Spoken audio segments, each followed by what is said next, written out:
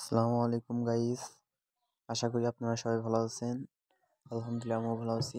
আমার হাতে দেখতে পাচ্ছেন একটি অডিও সার্কিট। এটা হচ্ছে CRT-টিভির অডিও সার্কিট 2003 আইসি দিয়ে গড়া। এটা আমি CRT-টিভি থেকে খুলে নিয়েছি, দেখতে পাচ্ছেন এটা অবস্থা। এটা দিয়ে আমি একটি অ্যাম্পলিফায়ার তৈরি করে আপনাদেরকে দেখাবো।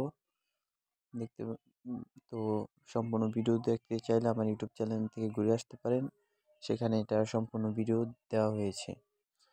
তো আমরা এখান থেকে অডিও আউটপুট নিব, আর দুইটা আউটপুটের লাইন, আর এই সাইডে দেখতে পাচ্ছেন একটি ক্যাপাসিটার।